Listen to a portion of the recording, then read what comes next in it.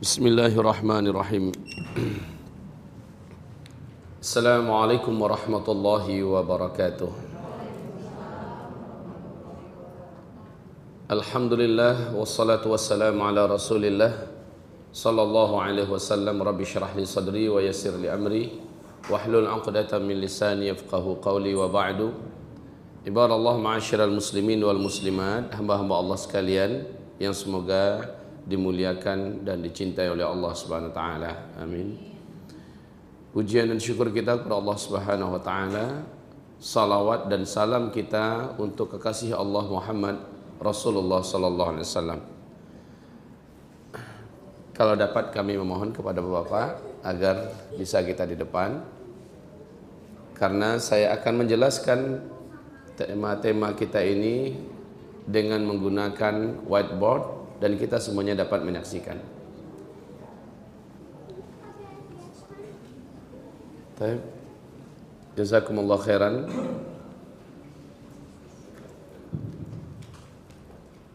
Alhamdulillah.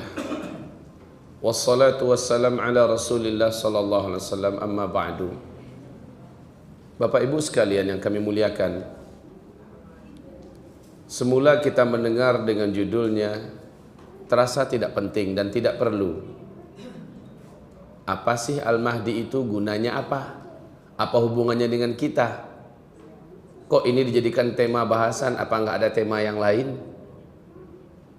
Kaum muslimin yang kami muliakan, makanya saya sampaikan di mana-mana saya diminta mengisikan pengajian, dan tajuk atau judul tema yang diangkat adalah berkaitan tentang masalah-masalah akhir zaman. Saya biasa memulainya dengan asasnya dulu. Saya mulai dulu dengan pondasi atau pengantar, di mana dengan pengantar ini akan menumbuhkan keyakinan kepada kita bahwa memang kita sudah di ujung akhir zaman. Ma'asyiral muslimin yang kami muliakan, saya mulai dengan pertanyaan seorang lelaki kepada Nabi tentang kapankah kiamat. Nabi menjawab, yang bertanya lebih tahu daripada yang ditanya. Karena Nabi tahu orang yang bertanya ini bukan manusia biasa, tapi dia adalah malaikat Jibril. Makanya ketika Nabi ditanya kapan kiamat, jawaban Nabi adalah yang bertanya lebih tahu daripada yang ditanya. Kemudian dia bertanya lagi, kalau begitu sebutkan kepada saya ciri-ciri tanda-tanda dekatnya kiamat. Nah, kata Nabi, kalau ini pertanyaan ente, ini gue banget ini. Saya bisa jawab. Jawaban Nabi inilah yang akan menjadi asas pertama bagi pembahasan kita. Apa jawaban Nabi? Antalidal amatu rabataha wa antaral hufatal uratal alah ri'a asyah yatatawaluna fil bunyan. Apabila engkau sudah menemukan satu zaman, orang yang hidup pada zaman itu dulunya mereka miskin-miskin, penggembala ternak, tidak memakai alas kaki, bertelanjang dada, tiba-tiba saja mereka menjadi kaya raya, berlomba-lomba dan berbangga-bangga membangun gedung-gedung yang tinggi. Jika zaman itu sudah engkau temukan, kata Nabi, maka antara engkau dengan kiamat jaraknya sudah sangat dekat. Ini hadis sahih Muslim. Di dalam hadis Imam Ahmad, Rasul ditanya oleh Abu Hurairah, "Ya Rasulullah, siapakah orang yang engkau maksud? Penggembala ternak, miskin, tidak beralas kaki, bertelanjang dada, tiba-tiba menjadi kaya raya, lalu berlomba-lomba dan berbangga-bangga membangun gedung-gedung yang tinggi. Siapa yang kau maksud ya Rasul?" Jawaban Nabi adalah humul Arab. Mereka adalah bangsa Arab. Mari kaum muslimin kita lihat korelasi hadis ini dengan fakta sekarang. Jazirah Arab sebelum minyak bumi ditemukan adalah negeri yang tandus, gersang, miskin. penduduknya paling banter hanya beternak dan mereka memang kere-kere. Tapi saat minyak bumi sudah ditemukan, Jazirah Arab pecah menjadi 7 negara kecil. Arab Saudi, Kuwait, Qatar, Uni Emirat Arab, Oman, Bahrain, Yaman. Masing-masing negara ini menjadi negara petrodolar, kaya raya. Betul tidak? Lihat apa yang mereka buat sekarang. Sekitar Masjidil Haram sedang dibangun gedung-gedung tinggi yang mengalahkan bukit-bukit yang ada. Lihat Masjid Nabawi, Bu. Sekitar Masjid Nabawi dibangun hotel-hotel bintang 5 yang menjadikan Masjid Nabawi pun kalah tingginya oleh hotel-hotel ini. Silakan lihat ke Riyadh. Di Riyadh kita menemukan sekarang ini silau kita dengan pemandangan gedung-gedungnya yang mewah dan tinggi-tinggi seperti kota metropolitan ala Eropa. Datanglah Bapak Ibu ke Taif, negeri yang dulu gersang dengan batu-batu cadasnya, negeri yang sangat khas di Taif. Sekarang Taif sudah disulap menjadi kota yang super mewah dengan gedung-gedung tinggi. Jeddah juga demikian.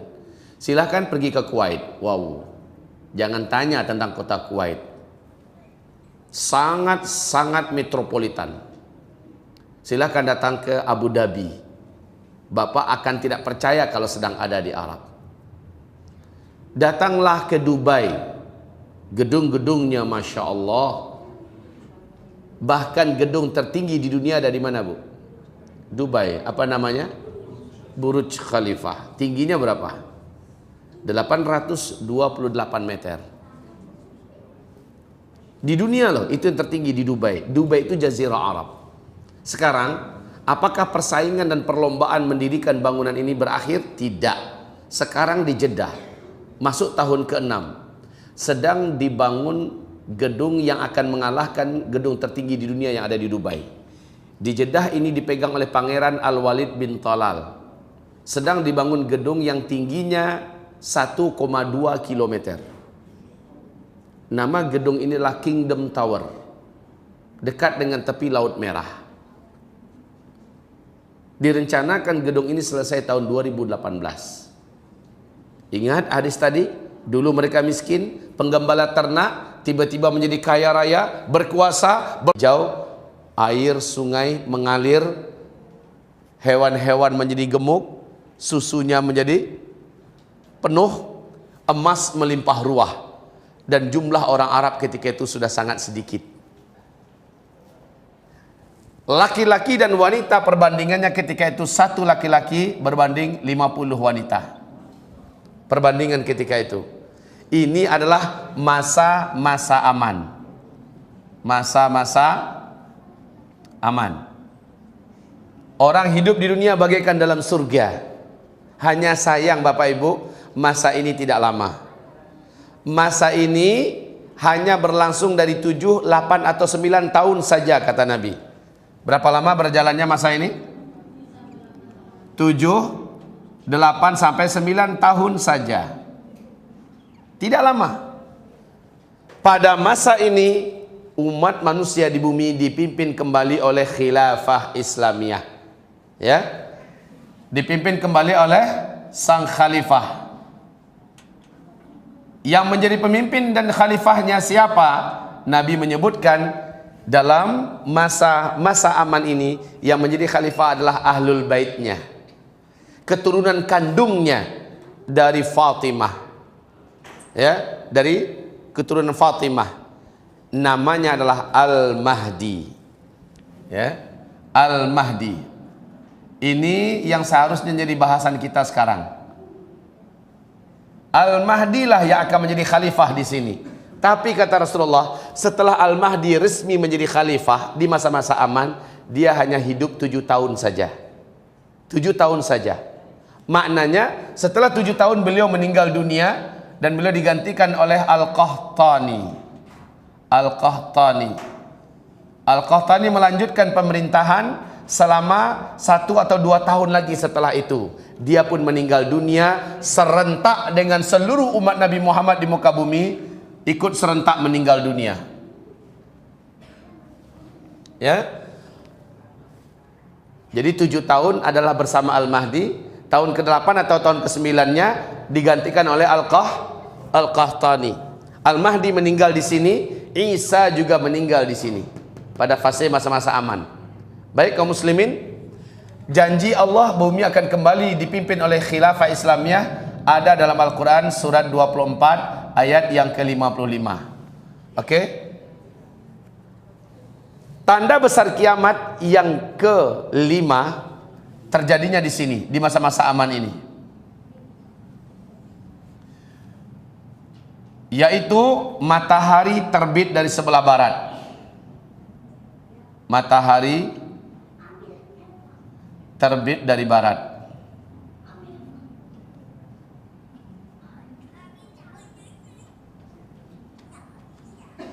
Syekh Imran Hussein mengatakan yang dimaksud dengan matahari terbit dari barat itu bukan matahari yang menerangi bumi ini, tapi maknanya Islam bangkit dari Amerika dan Eropa nanti di akhir zaman. Itu kata beliau.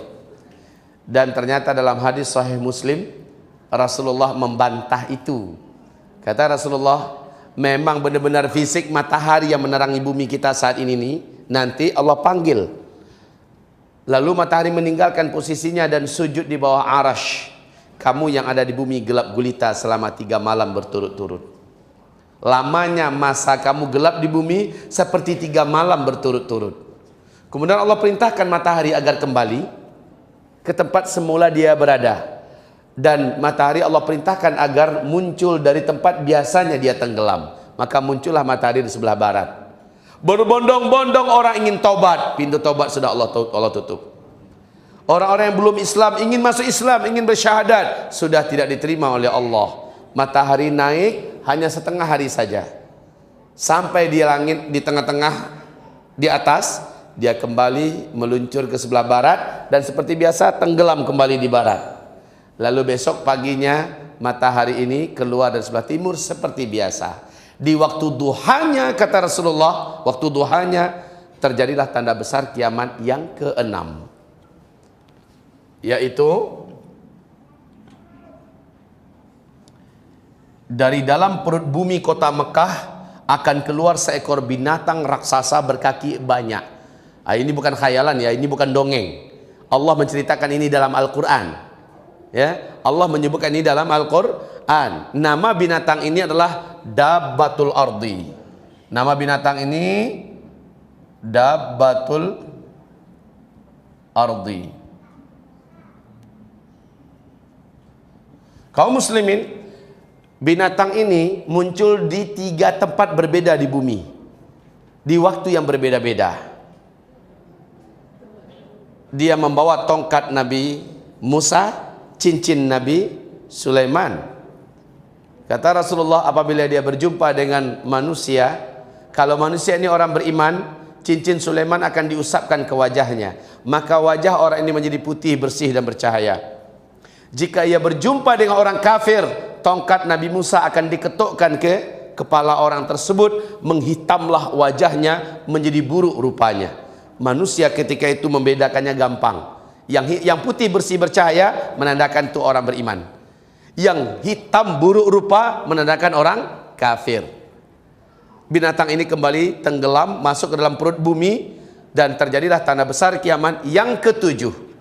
Tanda besar kiamat yang ke-7 ini, Bapak Ibu, ini adalah akhir keberadaan orang beriman di muka bumi. Apa yang terjadi? Di dalam hadis-hadis yang sahih disepakati oleh para ulama Ahlussunnah wal Jamaah, kejadian yang ke-7 dari tanda besar kiamat yang ke-7 adalah akhir keberadaan orang Islam di bumi. Akhir keberadaan umat Nabi di bumi. Apa? Yaitu angin lembut kematian.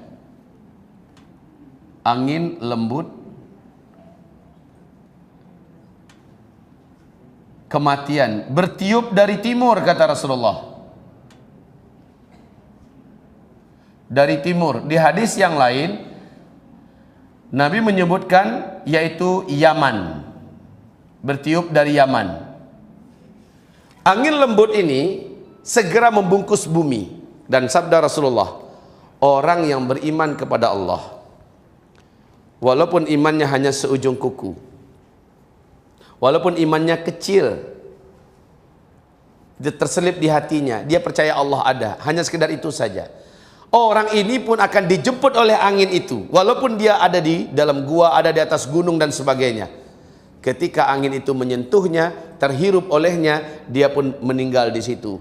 Akhirnya satu bumi ini serentak, orang yang kenal dengan Allah meninggal dunia, orang yang beriman kepada Allah meninggal dunia seluruhnya. Maknanya tanda besar kiamat yang ke-8, ke-9, ke-10 tidak ada satu pun yang akan kita saksikan. Maknanya kiamat besar, kehancuran alam semesta, kita semua tidak akan pernah menyaksikan. Alhamdulillah. Syaratnya kalau seandainya ketika Dajjal keluar kita mampu mempertahankan iman kita, maka positif kita akan meninggal pada tanda besar kiamat yang ke-7. Tapi kalau Dajjal keluar kita sujud menyembahnya, sampai mati pun orang ini tidak akan pernah lagi beriman pada Allah. Ini masalahnya Bapak Ibu. Makanya kemunculan Dajjal dianggap fitnah terberat dan terbesar selama bumi ini terkembang. Baik, tanda besar kiamat yang ke-8, ke-9, ke-10, apa ini perlu dijelaskan? Nggak usah aja lah, kan kita nggak akan menemukannya. Oke, pengen tahu aja. Yang ke-8 kata Rasulullah, terjadi penenggelaman bumi sebelah timur. Terjadi penenggelaman bumi sebelah timur. Maksudnya bagaimana? Seluruh daratan bumi sebelah timur tenggelam, yaitu Australia, New Zealand, Indonesia keseluruhannya tenggelam Pak, masuk laut. Malaysia, Thailand, Filipina, Jepang, India, seluruhnya sampai ke Rusia tenggelam masuk ke dalam laut. Ngeri pemandangan itu Bapak Ibu, kayak di film 2012, lebih dahsyat daripada itu. Lalu langsung menyusul tanda besar kiamat yang ke-9, penenggelaman bumi sebelah barat.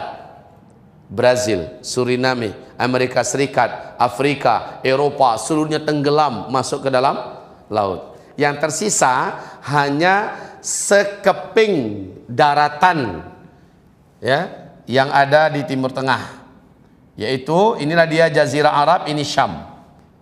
Ini dia Jazirah Arab, ini Syam. Nah, Jazirah Arab ini kan ada Saudi, ada Bahrain, ada Kuwait, dan di sini kan Yaman kan? Ini Yaman. Bapak Ibu, tanda besar kiamat yang ke-10 adalah muncul api raksasa dari dalam perut bumi Yaman. Api itu setinggi-tinggi gunung dan paling rendah setinggi bukit dan sangat panas. Api itu seperti memaksa manusia untuk lari tunggang langgang saking panasnya. Mereka berkumpul di Syam. Saat seluruh manusia sudah kumpul seluruhnya di Syam, malaikat Israfil meniup sangkakala pertama. Disitulah dia kehancuran alam semesta. Tanda besar kiamat yang ke-10, api raksasa muncul dari dalam perut bumi kota Yaman, dari dalam perut bumi negeri Yaman. Mbak, Ibu, Bapak, Ibu pernah buka YouTube? Pasti sering. Sering nggak mengikuti berita akhir zaman? Insya Allah jarang. Ya kan? Saya mau kasih kabar. Di Yaman sudah terdengar dan dapat disaksikan oleh seluruh dunia berita yang menakutkan dan menggemparkan hari ini. Ada apa? Ada area di negeri Yaman itu panas. Sangat panas, daratannya sangat panas. Dan mengeluarkan asap yang mengerikan. Asapnya tidak tebal tetapi semacam asap panas begitu. Saat didekati, ternyata ditemukan beberapa lubang dan beberapa retakan tanah, yang satu lubang retakan itu dapat dimasukkan seekor kerbau. Apa yang ditemukan di dalam lubang itu? Ditemukan di sana ada gelombang tekanan api yang sangat padat. Dilihat lubang sana, di jalan ke situ dilihat lagi lubangnya sama. Di dalamnya ada gelombang tekanan api yang teramat sangat padat. Silakan dilihat sekarang juga boleh. Fenomena alam yang menakutkan di Yaman. Bapak Ibu akan menyaksikan langsung. Seolah-olah Allah memberi isyarat kepada manusia yang hidup di bumi, awas, pemanasan untuk tanda besar kiamat yang ke-10 sudah dimulai. Kaum muslimin yang kami muliakan, sekarang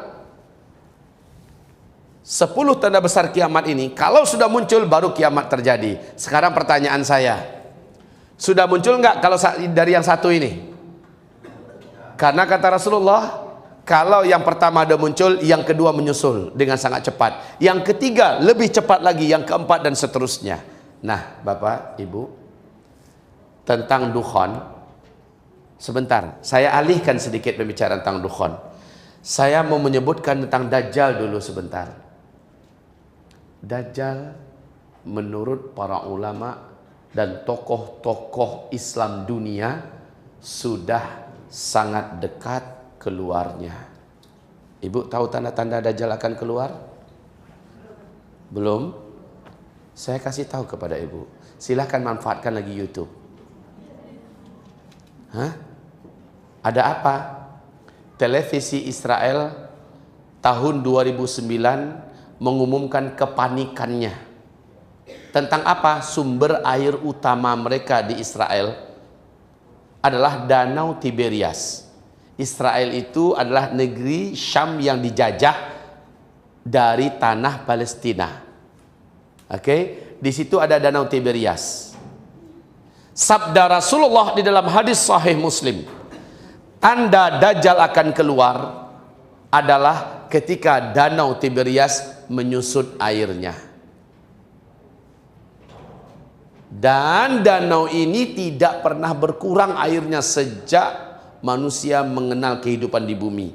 Tapi Bapak Ibu, sejak tahun 2003 sampai 2016 sampai 2013, dalam satu kurun saja, dalam 10 tahun saja, lihat ini permukaan Danau Tiberias dan ini adalah daratannya. Ya. Bapak Ibu yang kami muliakan, sejak tahun 2003 sampai 2013, televisi Israel telah mengumumkan, dan ini adalah ketakutan mereka yang tidak dapat disembunyikan, kepanikan mereka yang sangat dahsyat. Sebab apa?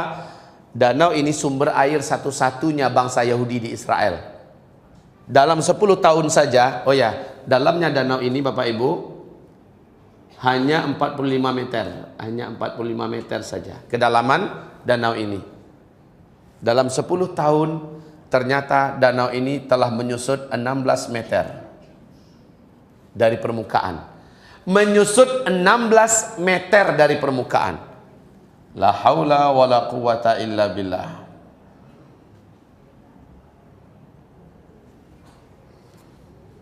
(16 meter, dalamnya cuma 45. Artinya lebih dari 30% sudah menyusut.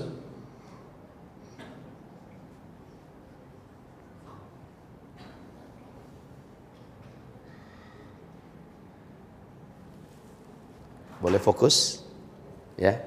Jangan kita dibiarkan diganggu setan, coba fokus, dengarkan ini, karena minta maaf saya belum pernah menyaksikan penyampaian ini ada yang bisa berbicara ke sana kemari.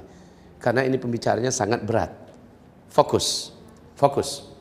Baik kaum muslimin, tahun 2015 akhir Danau Tiberias ini tahun 2015 akhir, bagian yang menonjol dari dasar danau ini sudah kelihatan seperti pulau-pulau kecil. Ya. Bapak Ibu dan para ulama-ulama di Timur Tengah mendengarkan berita dan perkembangan terkini Danau Tiberias sambil menangis seperti Syekh bin Baz berkata, "Hadza zamanu khurujid dajjal." Ini adalah zaman Dajjal akan lepas. Zaman kita hidup, zaman saya, zaman bapak dan ibu hidup, makhluk yang paling besar fitnahnya ini akan lepas dan tidak ada bumi yang akan selamat manusianya kecuali orang yang menjaga iman sebelum itu. Baik Bapak Ibu yang kami muliakan, ini fakta. Tidak dapat satupun manusia di dunia ini dapat mengingkarinya. Mau melihat sekarang di YouTube, saya kasih waktu agak 1 menit atau setengah menit. Silakan lihat sekarang bagaimana perkembangan Danau Tiberias. Di dalam hadis sahih Muslim, Rasulullah berkata, Dajjal berkata, saya akan keluar ketika kurma di kebun kurma Baisan sudah tidak berbuah, dan ketika danau Tiberias sudah menyusut airnya, tersisa sedikit. Saat itu saya lepas. Seluruh dunia akan saya kuasai. Seluruh kota-kota akan saya masuki kecuali Mekah dan Madinah. Kaum muslimin yang kami muliakan, kebun kurma di Baisan itu di mana? Yordania, berdekatan dengan Palestina. Beberapa tahun belakangan ini kaum muslimin, kebun-kebun kurma, batang-batang kurma yang ada di Baisan sudah tidak berbuah 100%. Dan bahkan batang-batangnya pun sudah mulai mati. Sementara danau Tiberias terus menyusut. Siapa yang ingin mencoba membantah fakta ini kaum muslimin? Tidak ada.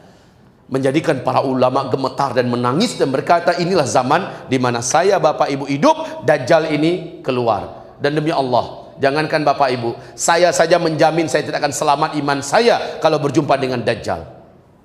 Kecuali Allah menghendaki, dan saya berdoa dengan serius agar Allah menjadikan saya termasuk yang selamat.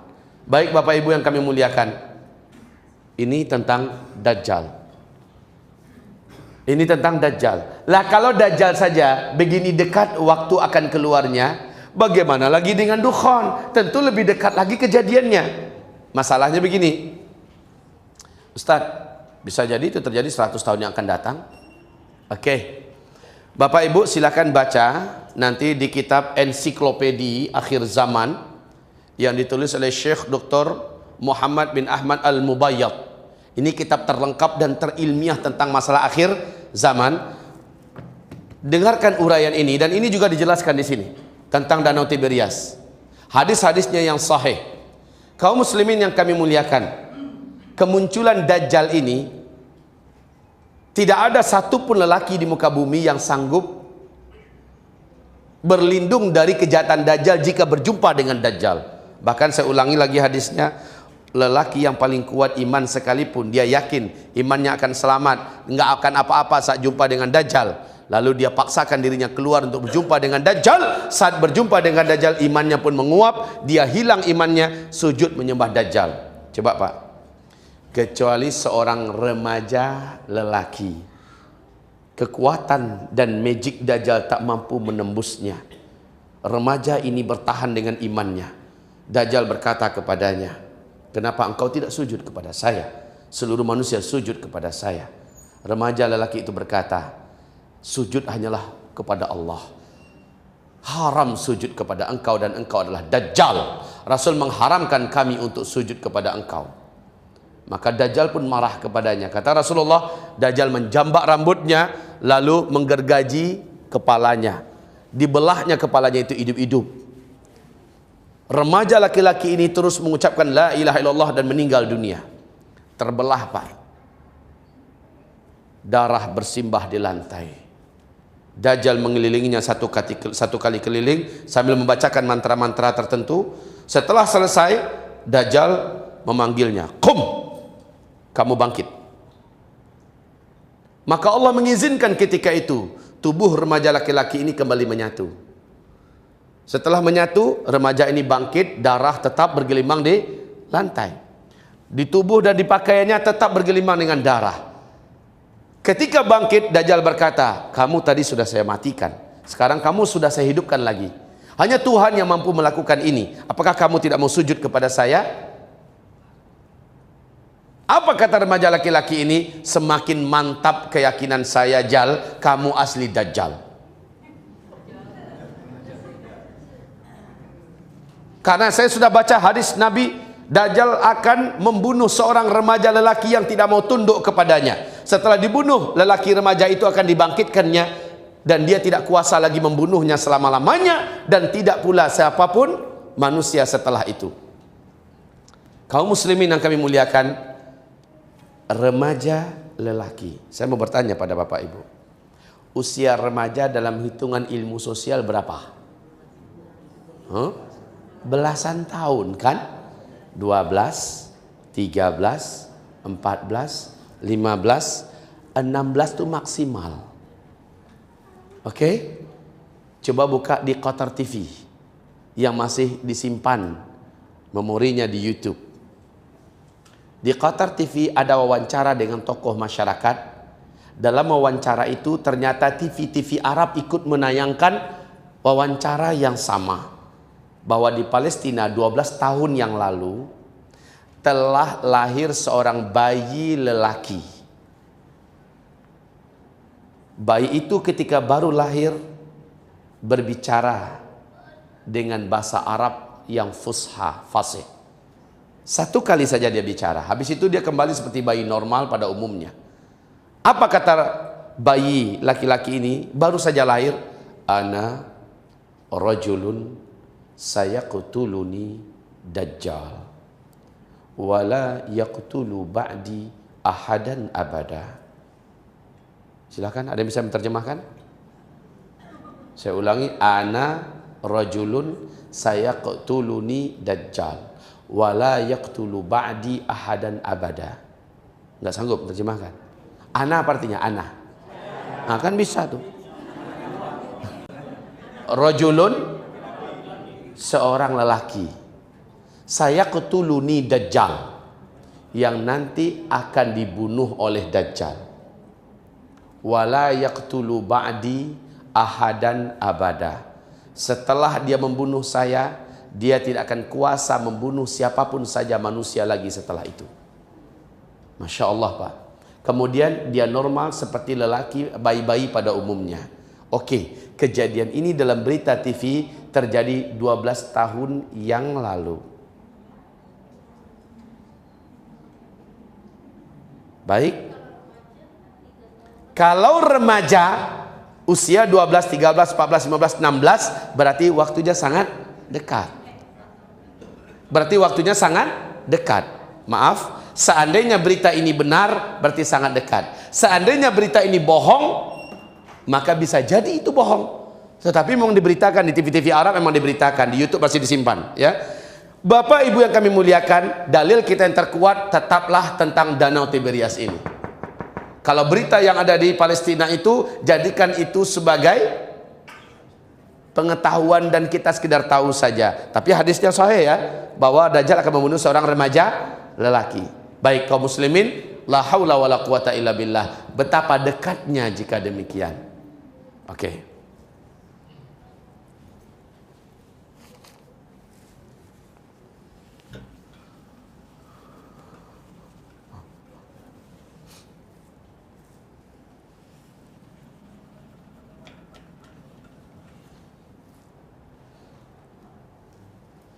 Bapak Ibu yang kami muliakan, setelah kita menyaksikan dan mendengarkan barusan, ada 10 tanda besar kiamat.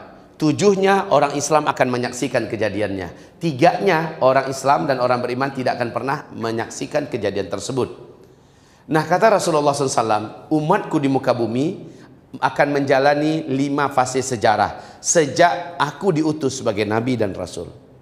Sampai kepada wafatnya seluruh umatku di muka bumi, ada 5 fase yang akan dilalui oleh umatnya, ya. Sejak beliau diutus sebagai Nabi dan Rasul, berarti ini start. Ini start sampai umatku wafat serentak, berarti ini finish. Ya, finishnya adalah pada tanda besar kiamat yang ke-7, kan? Umatku akan menjalani 5 fase sejarah.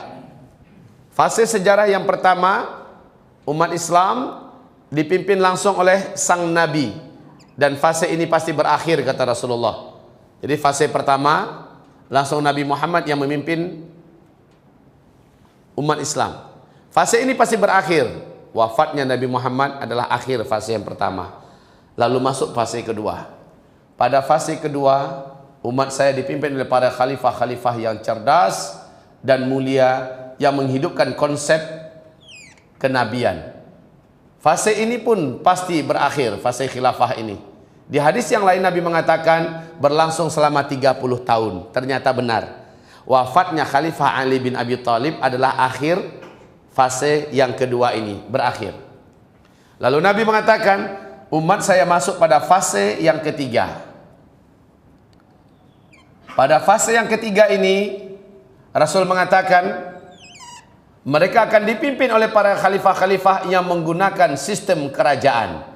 Gelarnya tetap khalifah, gelarnya, tetapi sistem yang digunakan sudah sistem kerajaan. Jika dia sang khalifah meninggal, langsung digantikan oleh ahli warisnya. Ini udah kan sistem kerajaan namanya tuh. Ya, fase ini ternyata diisi oleh 3 dinasti. Dinasti Bani Amawiyah, dinasti Bani Abbasiyah, dan dinasti Bani Utsmaniyah. Fase ini pasti berakhir, kata Rasulullah. Benar, Pak. Sepakat ahli sejarah mengatakan fase ini telah berakhir dalam kejadian tanggal 3 bulan Maret tahun 1924. Apa yang terjadi pada fase ini, penutupan ini? Runtuhnya khilafah Islamiyah Al-Utsmani, Utsmaniyah di Turki, oleh Mustafa Kemal Pasha. Jangan Ataturk, Pak. Kalau Ataturk itu adalah gelar kehormatan dari bahasa Turki untuk pahlawan besar, pahlawan agung. Itu penghancur khilafah itu apa, pahlawan besar dia. Makanya sudahlah, Mustafa Kemal Pasha Al-Mal'un, cocok itu. Ya.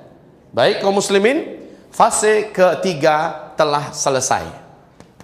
Kita sekarang sedang ada di fase keempat, dan fase ini tidak lama. Baik, saya akan mengambil space yang cukup lebar dan panjang. Sebab apa? Kita akan banyak menguraikan perkara-perkara yang terjadi pada fase kita ini. Lihat. Pada fase keempat, ternyata di penghujungnya, disinilah urut-urutan tanda besar kiamat yang pertama, kedua, ketiga, keempat terjadi. Fase di mana kita hidup sekarang. Dan fase ini tidak lama. Oke? Kaum muslimin yang kami muliakan, ini fase keempat. Nabi mengistilahkan fase ini dengan sebutan fase kediktatoran. Ciri khas fase ini adalah umat Islam tidak dipimpin oleh seorang khalifah pun. Jadi ISIS yang ada di Irak mengumumkan sebagai khalifah Islamiyah tidak pada tempatnya. Inilah fase keempat, tidak ada khilafah Islamiyah. Khilafah Islamiyah ada pada fase kelima, yaitu fase masa-masa aman. Nah, ini ya. Fase masa-masa aman, ini baru khilafah Islamiyah. Sekarang belum. Sekaranglah fase-fase fitnah di mana umat Islam jadi pecundang. Islam diserang siang dan malam, dilumpuh, dilemahkan. Dan berislam pada masa ini sangatlah berat. Kaum muslimin yang kami muliakan, pada fase ini sekali lagi kita akan menemukan 4 tanda besar kiamat. Oke? Nah, saya beritahukan kepada Bapak Ibu, ini adalah fase yang kelima, fase khilafah kembali membungkus bumi. CIA Amerika Serikat, Ibu tahu CIA siapa, Bu? Intelijen Amerika Serikat. Di New York Times mereka mengumumkan bahwa sesungguhnya menurut prediksi mereka dunia akan kembali digenggam dan dipimpin kembali oleh khilafah Islamiyah. Dan startnya kata mereka ya 2020. Star dunia ini kembali dipimpin oleh khilafah Islamiyah. Kata siapa? CIA Amerika Serikat. KGB Rusia lain lagi. Intelijen Rusia, mereka mengatakan puncak jaya-jayanya khilafah Islamiyah ini adalah pada tahun 2025. Pada tahun 2000 ini puncak jaya-jayanya. Kalau CIA mengatakan startnya 2020. Sementara Nabi mengatakan paling lama fase ini adalah 9 tahun. Cocok enggak? Cocok enggak? Maaf ya Pak, apapun pernyataan orang kafir tidak boleh kita jadikan keyakinan. Tapi sekedar tahu boleh.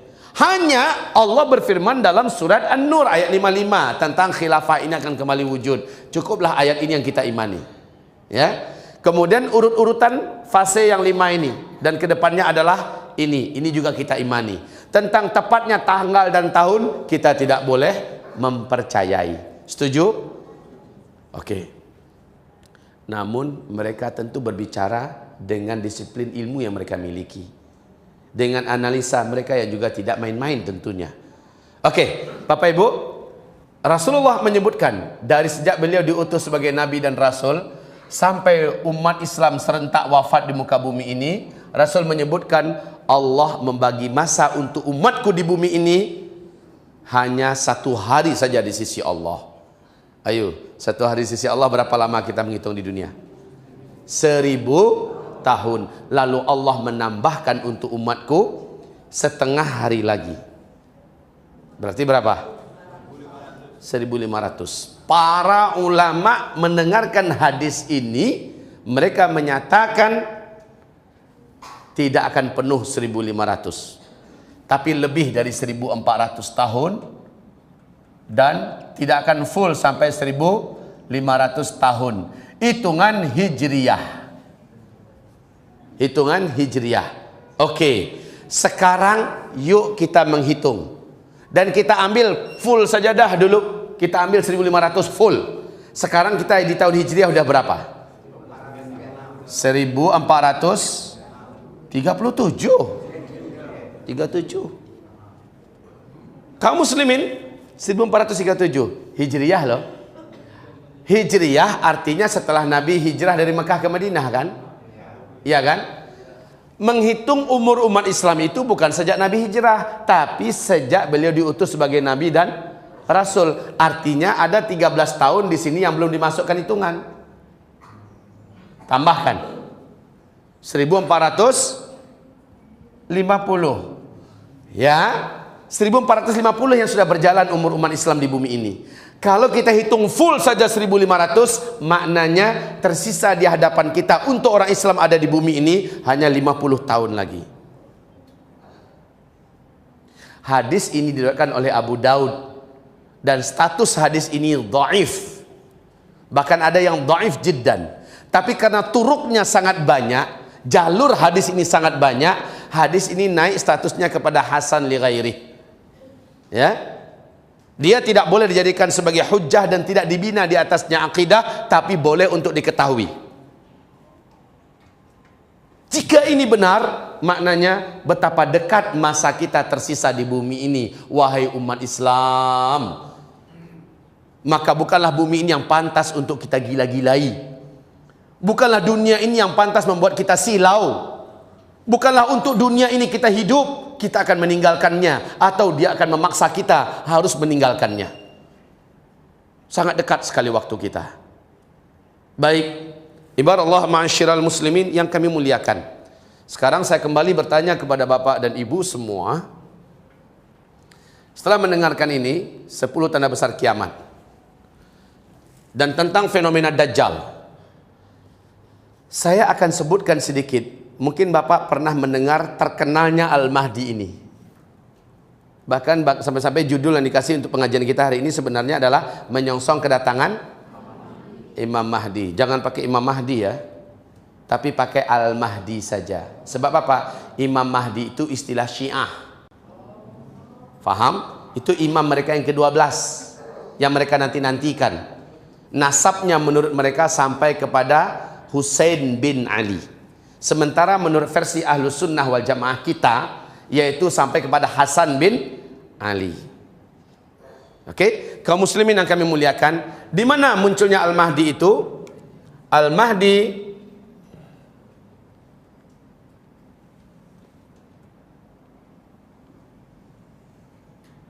Al-Mahdi muncul adalah setelah Dukhan, sebelum Dajjal. Ya. Al-Mahdi akan mempersatukan umat Islam terlebih dahulu. Di sini Al-Mahdi munculnya di sini. Dia mempersatukan umat Islam di seluruh dunia. Jazirah Arab paling pertama yang ditaklukkannya. Mekah, Madinah jatuh dalam kekuasaannya. Lalu Jazirah Arab seluruhnya. Kemudian negeri-negeri Arab dan Timur Tengah bersatu dengan benderanya.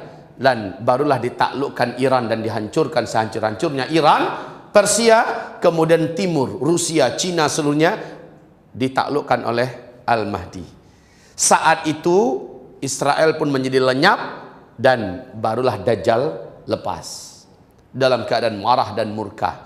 Kaum muslimin yang kami muliakan, siapakah Al-Mahdi ini? Keturunan kandung Nabi Muhammad, dari Ahlul Bait Nabi Muhammad, yang nasabnya silsilahnya sampai kepada Hasan bin Ali.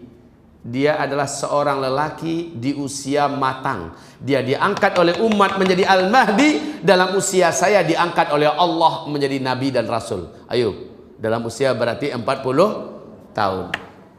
Nabi mengatakan wajahnya dan bentuk fisiknya beda dengan saya, tapi akhlaknya mirip dengan saya. Ya.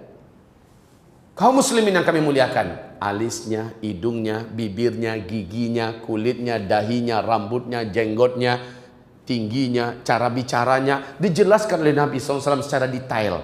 Kalau ingin lebih lengkap uraian tentang Al-Mahdi ada di kitab Ensiklopedia Akhir Zaman ini, kaum muslimin.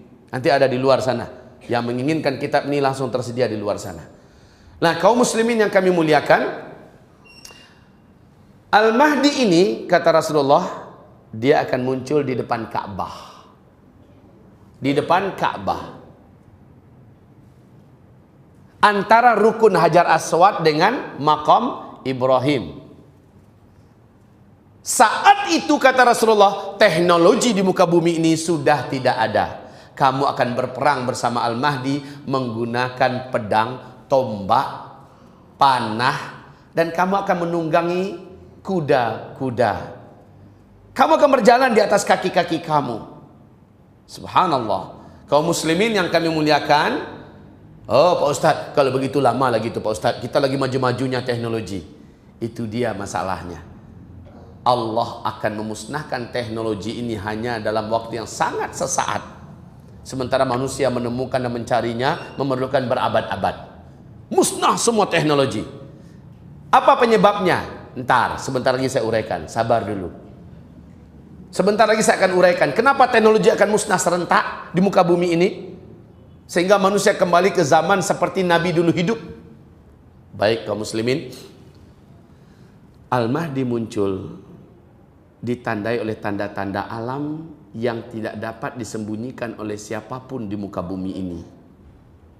Al-Mahdi muncul dengan tanda-tanda alam sebagai berikut. Yang pertama, apabila Arab sudah dituruni salju.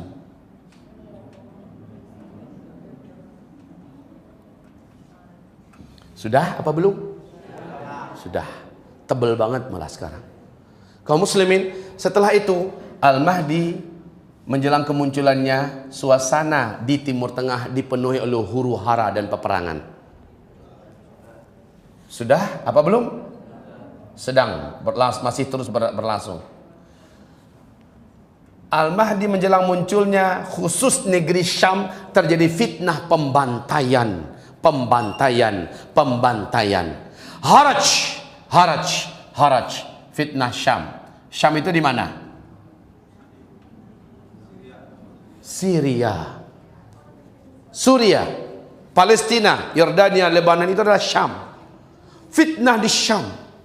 Apabila bara fitnah di Syam sudah membara kata Nabi sallallahu alaihi wasallam, maka seluruh kamu yang ada di muka bumi tidak akan pernah jadi baik lagi keadaannya. Dan perintah Nabi adalah, ini isi nasihat kita ini sebenarnya adalah dengan hadis ini. Perintah Nabi adalah badiru bil a'mali fitanan.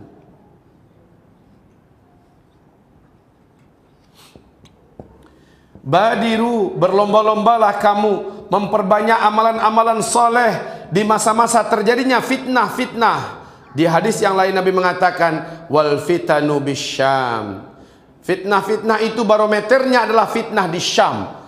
Ketika pembantaian, penghancuran, pemusnahan kaum muslimin terjadi di Syam, maka kata Rasulullah, kamu yang ada di negeri-negeri manapun, segeralah, cepatlah, berlomba-lombalah memperbanyak amal soleh. Sebab apa?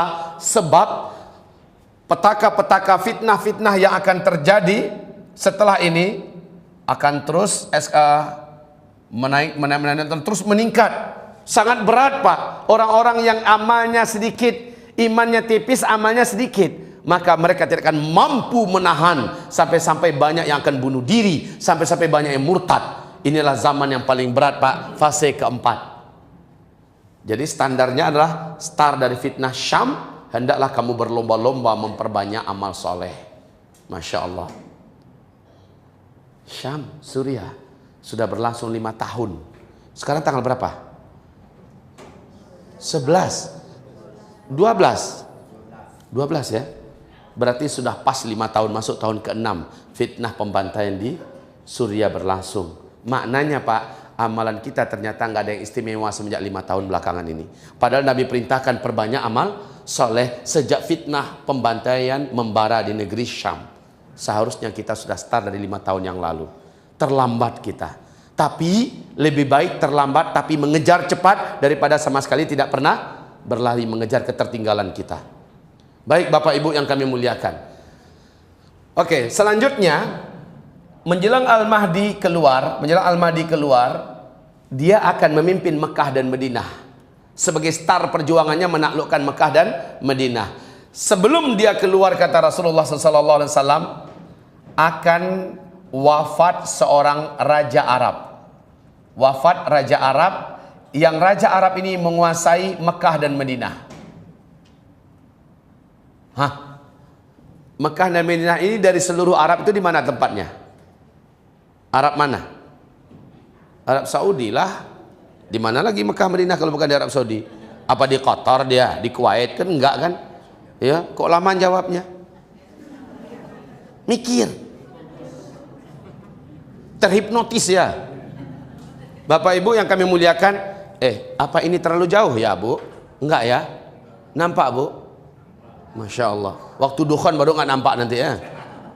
Baik Bapak Ibu, wafat seorang raja Arab. Nah, saya bacakan hadis berikut ini. Yaqtatilu 'inda kanzikum thalathatun min abna'il khalifah. Wa la yasiru ila wahid minhum.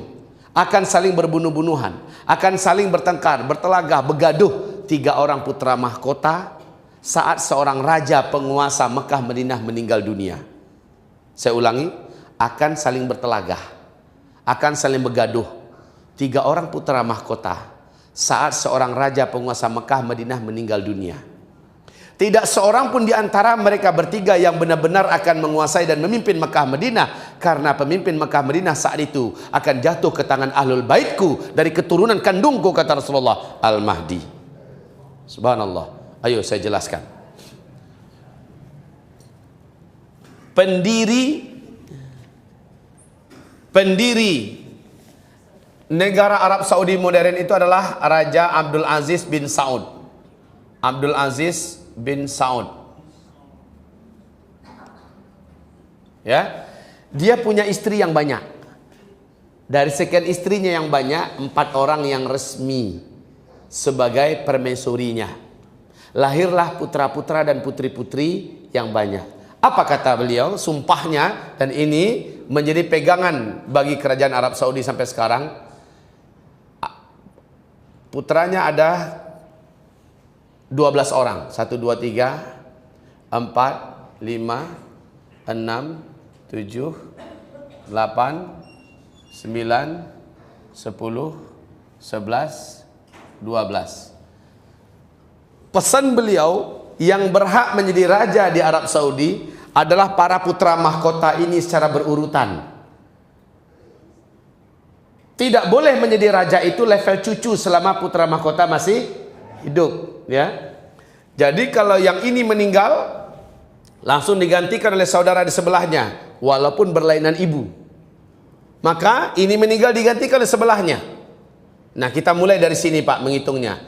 Ini adalah Raja Faisal, Pangeran Faisal, dan menjadi Raja Faisal. Beliau berakhir dengan cara dibunuh, ditembak oleh keponakan kandungnya sendiri yang baru pulang dari Amerika Serikat. Sebab apa? Ternyata Raja Faisal lah yang pernah mengembargo Amerika Serikat. 1 bulan aja mencret-mencret Amerika Serikat. Raja Faisal lah yang berani bersumpah dalam pidato terbukanya akan memerdekakan Masjidil Aqsa. Akhirnya dia dibunuh oleh ponakan kandungnya sendiri. Kematiannya menjadikan kerajaan langsung jatuh ke tangan Pangeran Khalid. Ini Raja Khalid. Khalid meninggal digantikan oleh Fahad. Masih ingat Fahad? Fahad meninggal digantikan oleh saudara kandungnya Fahad, yaitu Raja Abdullah, Pangeran Abdullah. Nah, ini dia. Abdullah ini termasuk orang yang paling lama memimpin di Arab Saudi. Abdullah ini Bapak Ibu tahun 2008 sudah divonis oleh medis internasional bahwa yang bersangkutan sudah dihukum dan dianggap mati secara medis. Sebab apa? Seluruh organ inti di tubuhnya cangkokan seluruhnya. Kemudian bagian-bagian tubuhnya yang lain sudah diidap oleh penyakit-penyakit yang teramat sangat berat yang tidak ditemukan lagi obatnya. Sehingga dia menurut medis sudah dihukum dan dianggap mati. Sejak itu beliau membaiat 3 putra mahkota yang akan menjadi raja di Arab Saudi secara berurutan. Yang pertama dibaiatnya, ini yang pertama, yaitu Pangeran Sultan. Langsung di waktu yang sama dibaiat pula Pangeran Nayef. Dan juga dibaiat pula Pangeran Salman. Lihat, ini masih ada angka 11, angka 12 loh. Yang 11 ini adalah Tolal. Pangeran Tolal. Tolal bukan tolol. Yang ini adalah Pangeran Mukrin. Ya. Sultan, Pangeran Sultan, calon raja kalau dia meninggal langsung diganti oleh Sultan yang pertama. Nggak boleh Naif yang naik. Nah, Naif ini naik baru setelah Sultan meninggal. Inilah calon raja yang kedua dan ini calon raja yang ketiga setelah Abdullah. Apa yang terjadi? Ini tahun berapa tadi? 2008. Rupanya panjang nyawa Raja Abdullah daripada orang-orang yang dibaiatnya. Pangeran Sultan terlebih dahulu meninggal dunia pada tahun 2011. Sementara beliau masih hidup, Raja Abdullah. Tanggal 16 Juni 2012 menyusul Pangeran Naif meninggal dunia di London karena penyakit kanker. Dah 2 orang meninggal. Yang masih hidup adalah Salman dan ada 2 lagi loh di sini. Ingat hadis ini tadi?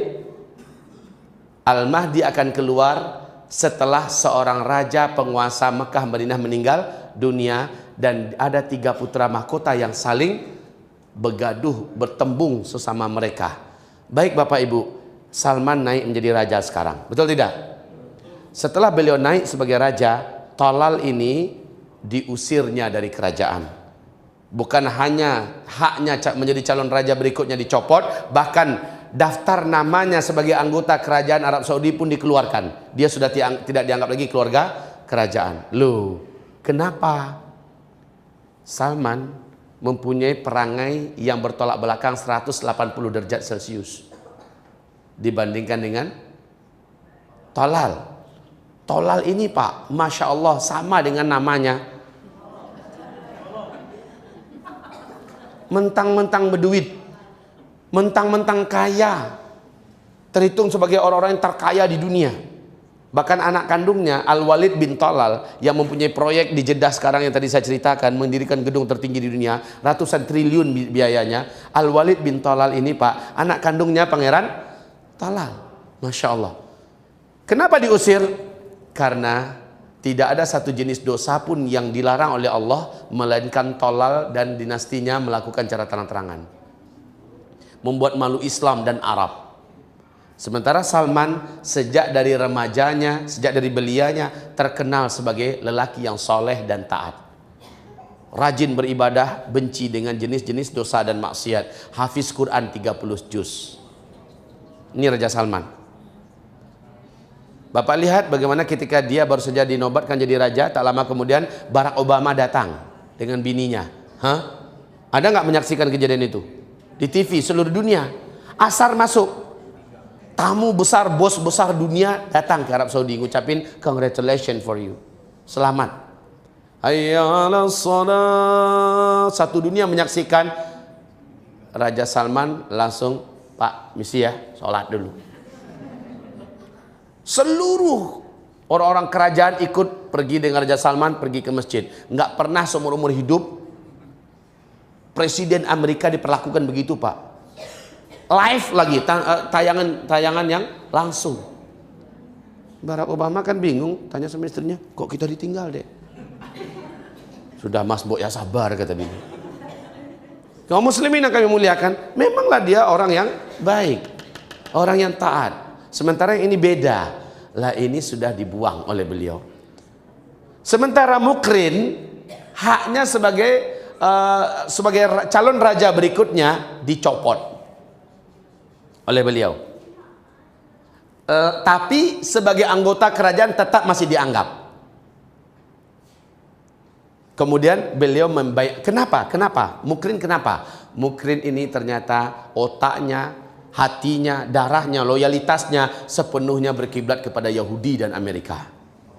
Dan Salman tidak ingin penguasa Arab berikutnya adalah orang seperti dia. Bapak lihat di tangan Salman, Arab petanya sekarang berubah, betul tidak? Baik kaum muslimin yang kami muliakan, singkatnya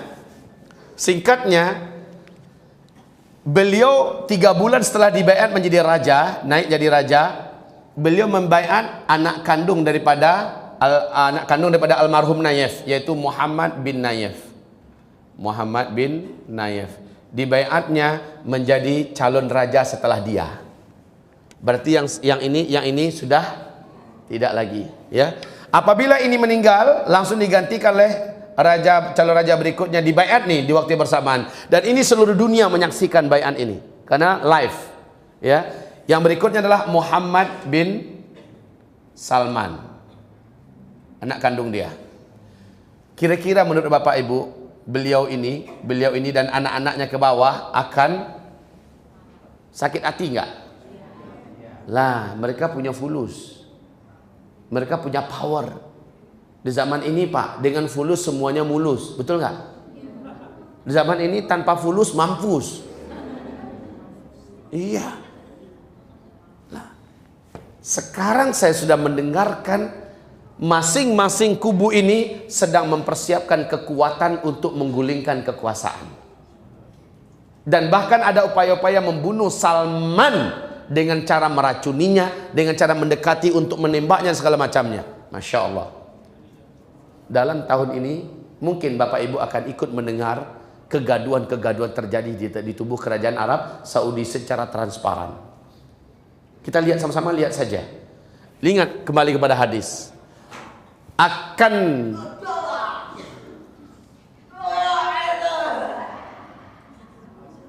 Akan biarkan saja, fokus ke sini, ya, karena pembahasan kita lebih hebat daripada teriakannya, ya. Bapak Ibu yang kami muliakan, akan saling bertelagah 3 putra mahkota saat seorang raja penguasa Mekah Madinah meninggal dunia. Tidak seorang pun dari mereka bertiga yang benar-benar akan memimpin dan menguasai Mekah Madinah, karena Mekah Madinah akan jatuh ke tangan ahlul baitku, keturunan kandungku Al-Mahdi, kata Rasulullah sallallahu alaihi wasallam. Masya Allah. Baik Bapak Ibu, fenomena ini dan fakta ini siapa yang dapat mengingkari dan memungkirinya? Tidak ada.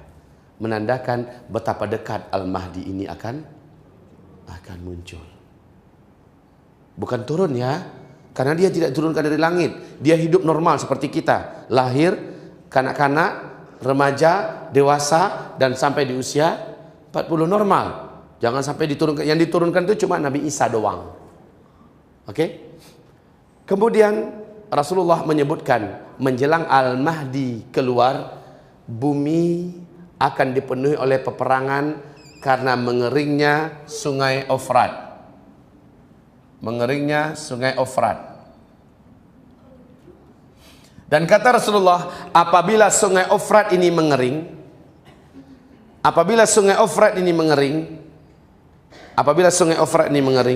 akan muncullah gunung emas yang menyebabkan seluruh lelaki satu bumi ini membawa senjata-senjata mereka ke negeri Irak untuk memperebutkan emas itu. Dalam setiap laki-laki yang berperang di sana, dalam setiap 100 laki-laki 99-nya mati terbunuh, 1 yang hidup. Setiap mereka berkata, semoga 1 orang yang hidup itu sayalah orangnya. Seluruh laki-laki di muka bumi ini akan berperang di sana memperebutkan gunung emas. Nah, mari saya ceritakan pada Bapak Ibu beberapa hal. 1, George Walker Bush, masih ingat nggak makhluk nih? Dia berkata di depan Gedung Putih sebelum dia digantikan oleh Barack Obama, satelit kita telah menangkap potensi emas yang sangat besar di Irak. Amerika Serikat selaku polisi dunia akan pastikan emas ini aman, tidak terjatuh ke tangan-tangan yang tidak bertanggung jawab. Akan pastikan emas ini aman di tangan pengawalan Amerika Serikat. Maling tidak mengawal emas. Baik kaum muslimin, yang penting pernyataan George Bush ini yang penting loh. Satelit kita telah menangkap potensi emas yang sangat besar di Irak. Oke, Bapak Ibu tahu tidak, Sungai Efrat itu adalah sungai yang mengalir di Irak. Bagaimana fenomena Sungai Efrat hari ini? La taqumus sa'ah hatta yahsiral furat. Tak akan terjadi kiamat sampai Sungai Efrat mengering, kata Rasulullah. Ketika dia mengering, akan muncullah gunung emas. Baik. Coba lihat di Google, tulis 12 Februari 2013 pernyataan NASA di New York Times. New York Times. Tanggal 12 Februari 2013. Apa yang dikatakan oleh NASA Amerika di situ? Bahwa tahun berapa tadi Pak? 2013. Pernyataan mereka, Sungai Efrat hari ini sudah menyusut 60% airnya. 2013 loh.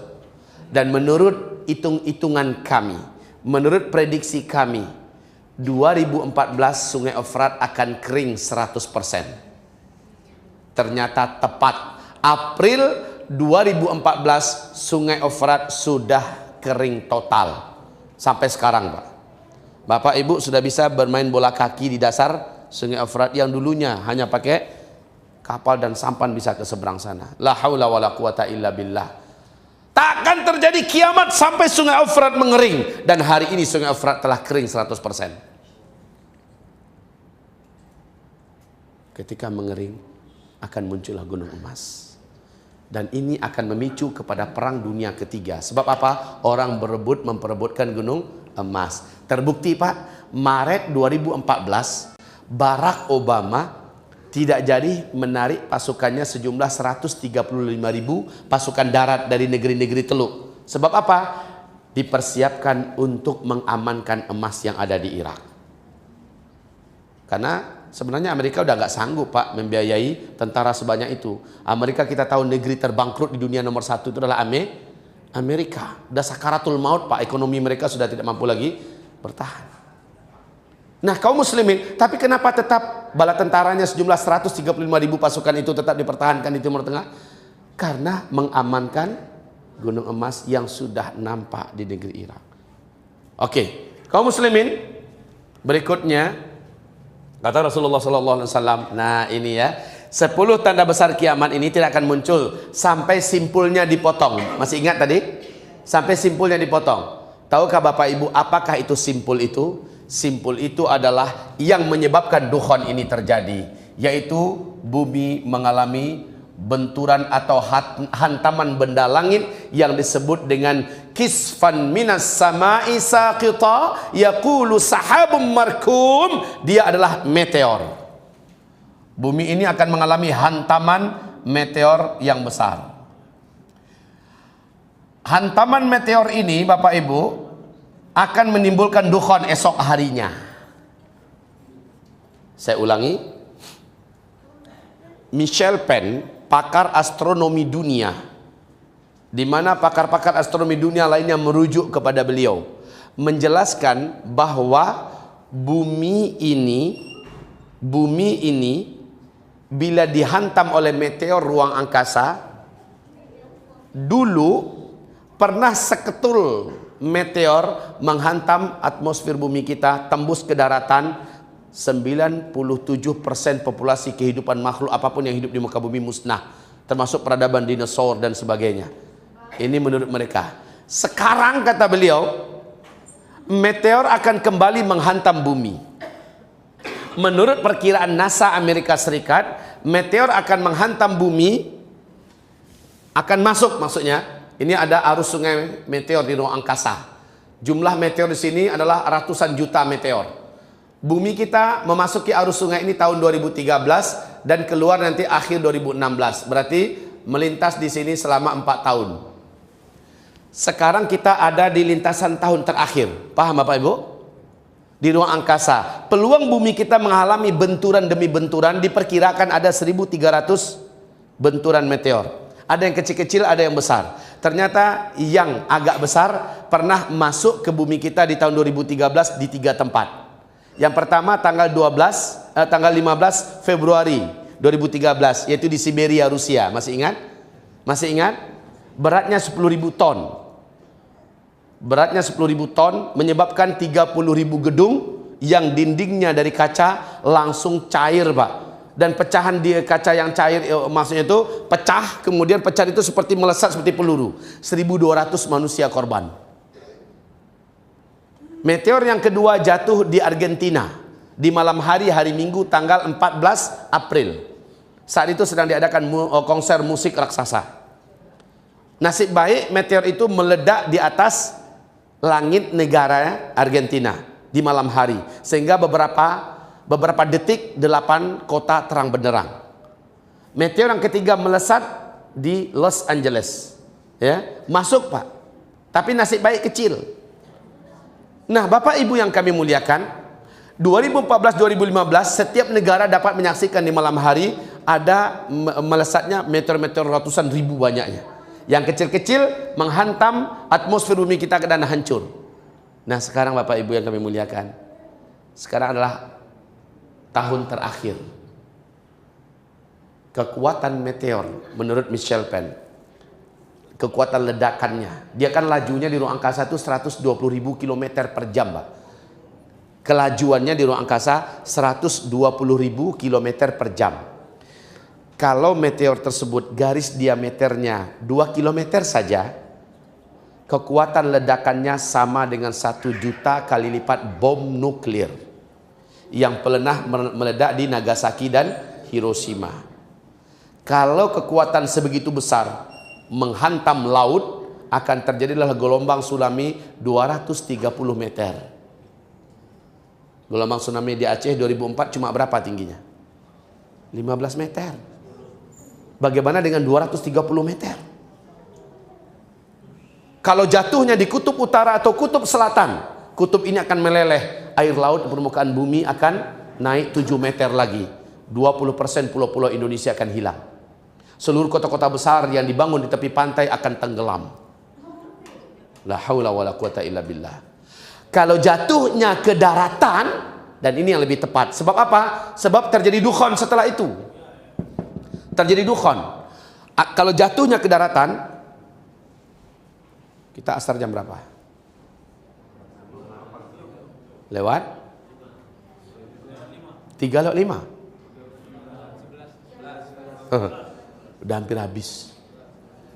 Baik kaum muslimin, gimana cara saya ngejarnya nih? Ya asar dulu. Baik kaum muslimin, Bu masih sanggup nih, Bu? Masih. Keren banget Ibu ya. Lama bisa dengarkan pengajian. Baik Bapak Ibu, saya usahakan secepatnya selesai. Saya lanjutkan. Meteor ini kalau jatuhnya ke daratan, nah ini dia. Radius 100 sampai 200 km tempat jatuhnya meteor itu, seluruh makhluk hidup akan langsung menguap menjadi karbon. Lalu partikel-partikel akibat ledakan, partikel bumi yang membumbung ke udara sangat tebal dan sangat panas ini, Pak, sangat tebal, langsung dibawa oleh gelombang kejut dengan kecepatan 800 km per jam, segera membawa partikel-partikel tebal yang membumbung ke langit tadi, membungkusi bumi. Di sinilah terjadinya dukhan. Bumi terbungkusi selama 40 hari 40 malam, itu sangat panas, sangat gelap pekat. Jadi sesuai ya, jatuhnya meteor dengan terjadinya dukhan ini sejalan. Inilah yang dikatakan oleh Ibnu Abbas dalam sanad yang jayyid dari Ibnu Jarir, yang menceritakan adalah Ibnu Abi Mulaikah. Kaum muslimin yang kami muliakan, akibat daripada meteor ini menjadikan manusia-manusia kafir, seperti yang Allah firmankan di Al-An'am ayat 158, orang kafir dan orang-orang Islam yang imannya tipis dan suka buat dosa, minim amal soleh, sama tersiksanya akibat dukhan ini. Tubuh mereka melepuh, jantung mereka menggelegak seperti mau masak, biji mata mereka seperti mau keluar, dari lubang hidung mereka mengeluarkan asap, mulut mereka mengeluarkan asap, dan lubang dubur mereka mengeluarkan asap. Tapi orang yang beriman, imannya kuat, amal solehnya sebelum kejadian ini banyak, Allah jadikan dia kebal dari bahaya dukhan ini. Itulah rahasia kenapa Nabi dalam fitnah Syam memerintahkan perbanyak amal agar ketika ini terjadi kita sudah kebal. Kita sudah layak dilindungi oleh Allah. Paham? Makanya Nabi mengatakan badiru bil a'mal. Jadi Pak, minta maaf, jangan leha-leha lagi lah. Masa jangan dibuang-buang. Waktu kita tidak banyak. Lakukan akselerasi amal soleh sebanyak-banyaknya. Secepat-cepatnya. Memperbanyak amal Pak, bukan perbanyak duit. Baik, kita lanjutkan sedikit. Kaum muslimin yang kami muliakan, meteor ini mengandung siderite. Apa itu siderite? Kandungan berupa zat besi dalam meteor ini. Nah, ini dia biang petaka menghancurkan teknologi yang ada. Ketika dia menghantam atmosfer bumi kita, terjadi dentuman yang besar. Satu bumi dapat mendengarkan suaranya. Kaum muslimin, dia terbakar. Ketika dia merangsek masuk, menembus pertahanan atmosfer kita, dia terbakar. Menimbulkan asap yang tebal. Bagian kulitnya akan lepas satu persatu, lalu menghunjam bumi menjadi hujan meteor yang kecil-kecil. Paham? Tapi yang besarnya, inilah dia siderite. Siderite ini dengan kasus di mana dia melakukan merangsek menembus pertahanan atmosfer bumi kita, menyebabkan timbulnya medan magnet yang sangat kuat. Akibatnya seluruh besi dan logam yang ada di bumi akan terinduksi. Paham? Mobil kita mesinnya dari besi enggak? Terinduksi, terkena medan magnet yang sangat kuat dan akhirnya lengket antar satu yang lain. Mobil nggak bisa lagi di starter. Pesawat juga demikian, kapal apa saja, pabrik-pabrik, industri-industri gagal seluruhnya untuk dijalankan. Subhanallah. Kemudian ini juga siderite ini akan menimbulkan gelombang elektromagnetika yang teramat sangat tinggi. Akibatnya semua signal dan listrik di muka bumi akan buyar dan padam selama-lamanya. Bumi kembali pada kegelapan. Inilah pernyataan Albert Einstein dan Steve Jobs bahwa tak lama lagi kalian akan kembali ke zaman batu. Paham? Kenapa Rasulullah mengatakan ini, Bapak Ibu? Karena Rasulullah SAW diwahyukan wahyu kepadanya. Wa ma yantiqu 'anil hawa in huwa illa wahyu yuha. Oke, Bapak Ibu sekalian, Bapak dapat bayangkan nggak gimana rasanya hidup tanpa teknologi? Apa kepanikan yang terjadi khususnya tinggal di kota-kota besar yang bergantung dengan teknologi, bergantung dengan listrik, kemana-mana bawa mobil dan motor. Semuanya bergantung kepada telepon, internet, segala macamnya, dan itu berakhir secara tiba-tiba. Setelah masa gelap 40 hari 40 malam sirna, bangkai berserakan di mana-mana, bumi membusuk, makanan juga sulit didapat, orang mulai kelaparan. Dapat dibayangkan paniknya kehidupan ketika itu. Wallahi tidak akan mampu kita menjalaninya kecuali orang-orang yang diberi kekuatan hati dan mental yang baja, dan itu hanyalah orang-orang yang amal solehnya banyak. Sekali lagi saya katakan, sekarang saatnya Bapak Ibu, perbanyaklah amal soleh, perbanyaklah amal soleh. Gimana kita sholat asar dulu, nanti kita lanjutkan paling lama 15 menit lagi, mau? Dan kita buka forum tanya jawab. Oke, mari kita akhiri dulu. Astaghfirullah, astaghfirullah, astaghfirullah. Subhanakallahumma bihamdika asyhadu an la ilaha illa anta astaghfiruka wa atubu ilaik. Assalamualaikum warahmatullahi wabarakatuh.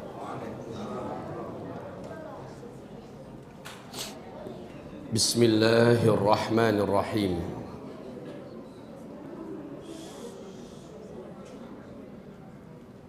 La haula wa la quwwata illa billahil aliyyil azim. Hamba-hamba Allah sekalian, kita ambil waktu dalam 15 menit ini untuk menyempurnakan kajian kita pada siang hari ini atau sore ini. Setelah mendengarkan uraian tadi, apa yang terbayang dan tergambar oleh Bapak Ibu sekarang? Adakah di antara Bapak Ibu yang jadi lemes lututnya?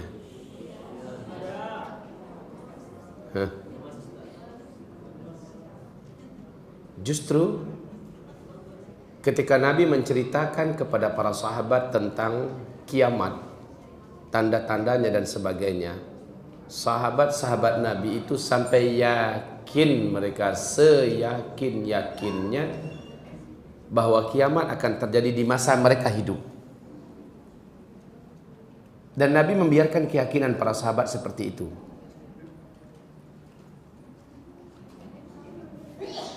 Kalau seandainya kita hari ini yakin bahwa kiamat itu sungguh sangat dekat sekali, keyakinan kita ini sebenarnya tidak menyimpang dengan keyakinan para sahabat. Justru kita sebenarnya lebih pantas untuk yakin. Sebab apa? Tanda-tanda yang disebutkan Nabi terjadinya di masa kita. Ya kan Bapak Ibu? Tapi yuk kita belajar kepada para sahabat. Bagaimana cara mereka menyikapi keyakinan mereka itu. Yang terjadi adalah munculnya energi positif, semangat hidup baru di dada para sahabat, membara. Sebab apa? Bagi mereka inilah masa yang tidak lama tersisa untuk saya manfaatkan sebaik-baiknya. Begitu loh Pak. Inilah dia kesempatan dan waktu yang pasti untuk saya pergunakan memperbanyak amal soleh, memperberat timbangan nanti saya di akhirat. Sehingga seluruh mereka serius untuk hidup, tidak lagi bermain-main. Mereka fokus total untuk beribadah kepada Allah, membela agama Allah. Mereka tidak tanggung-tanggung dalam berinfak, bersedekah. Salat mereka setelah besok akan meninggal. Luar biasa Bapak Ibu yang kami muliakan. Dan memang demikian. Saya tidak bermaksud menyampaikan ini pada Bapak Ibu. Setelah itu saya biarkan Bapak Ibu demikian ya. Assalamualaikum. Saya pergi, Bapak Ibu udah lemas nak pulang. Sampai di rumah bahunya dah jatuh. Jalannya sudah loyo. Ditanya oleh orang, kenapa dek? Dah mau kiamat. Bukan begitu. Dan juga tidak ingin menjadikan dengan pengajian seperti ini Bapak Ibu sampaikan pada anak bujangnya, nak nggak usah kuliah nak, percuma, buat apa ijazah, udah mau kiamat. Dengarkan pengajian Pak Ustaz Zulkifli itu, udah dekat kiamat. Bukan Pak. Juga para pemuda yang belum menikah tiba-tiba mengajukan surat, nggak jadi dek pernikahan kita, udah mau kiamat, kita nikahnya di surga aja. Salah ya. Dan orang yang bekerja di kantor juga nggak pantas setelah dengarkan ceramah ini lalu tulis surat minta resign. Udah mau kiamat, saya mau fokus ibadah. Salah. Lalu bagaimana yang benar? Ayo. Halo. Yang benar adalah kita dengarkan Nabi Muhammad berwasiat kepada umatnya. Apa kata Nabi? Kalau besok pasti kiamat terjadi. Besok. Hari ini masih ada 1 butir biji kurma yang dapat kamu tanam. Tanam hari ini kata Rasul. Lah padahal kita tahu kurma itu baru bermanfaat, tumbuh dan berbuah setelah 3, 4, 5 tahun yang akan datang kan. Padahal besok udah pasti kiamat. Apa makna daripada hadis Nabi ini? Maksudnya adalah selama masih ada hal positif yang dapat dibuat hari ini dan niatkan itu sebagai sedekah, sebagai amalan kita, maka buat hari ini. Jangan tunda-tunda. Jangan dihentikan. Lah percuma, udah dekat kiamat, untuk apa lagi? Kayak Masjid Al-Hakim ya, lagi dibangun udah mau kiamat, gak usah aja dah diterusin. Tidak, teruskan. Bagi yang mau menikah, teruskan. Yang mau nambah anak, proses.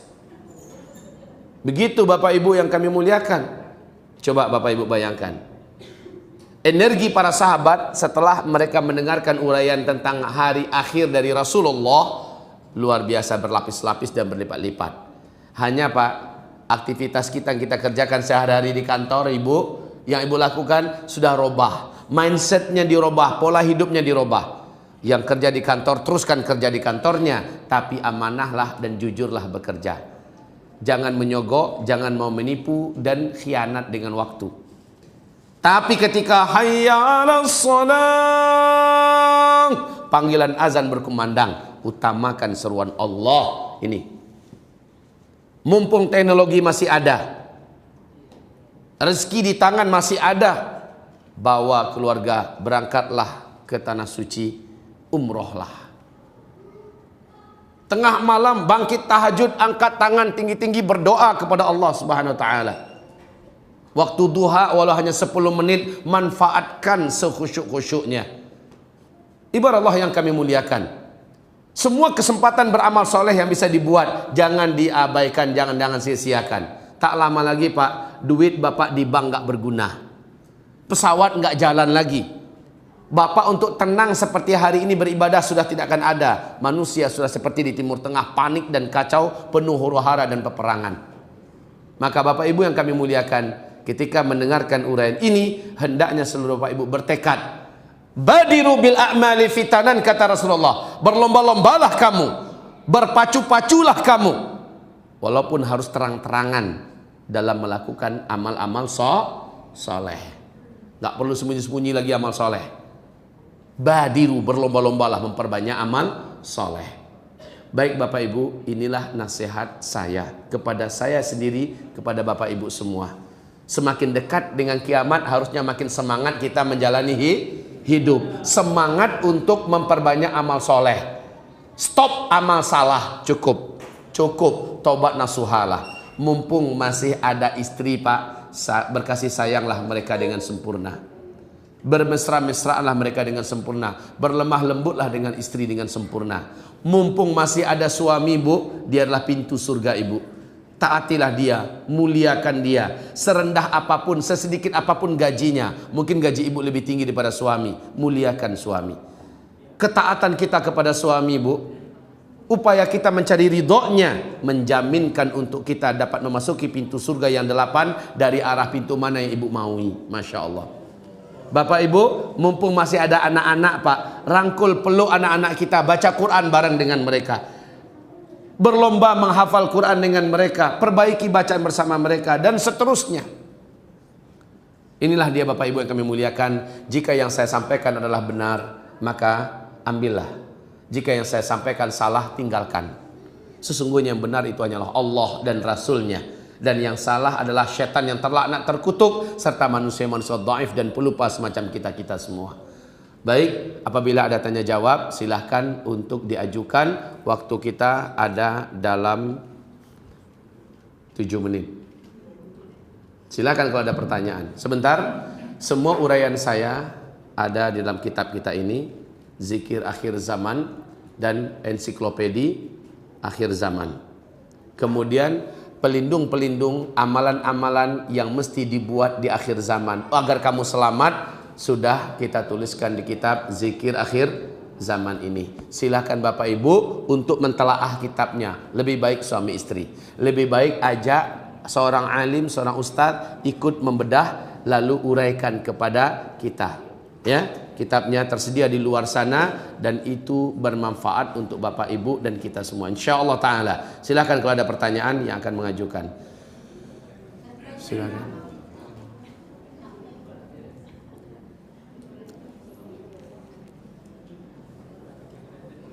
Ya, silakan. Langsung saja tanpa mic.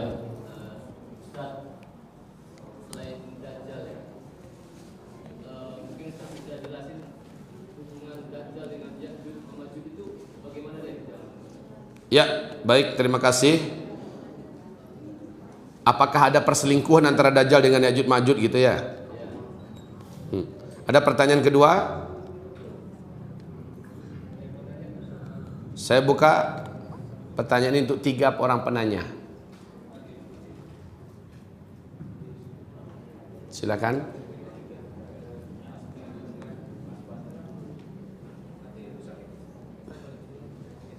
Oh.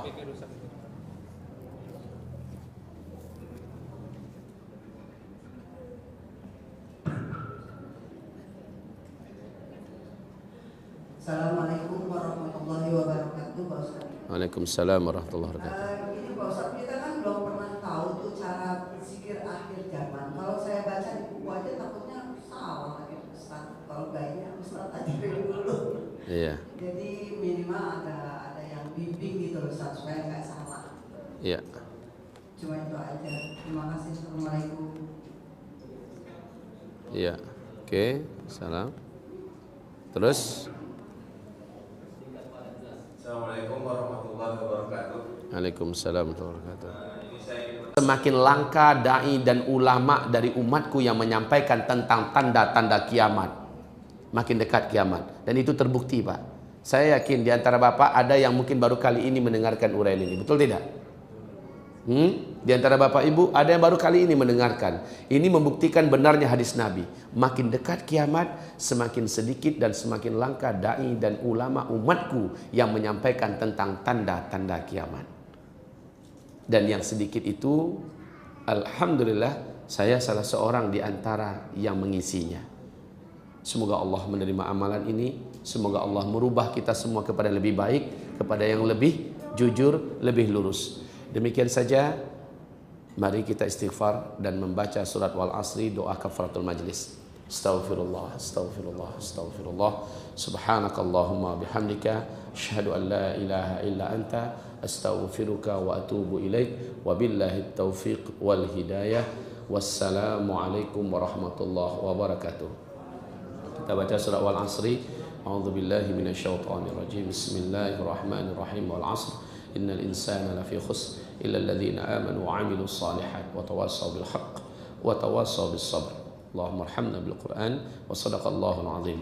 Subhanakallahumma wa bihamdika asyhadu an la ilaha illa anta astaghfiruka wa atubu ilaika. Wassalamualaikum warahmatullahi wabarakatuh.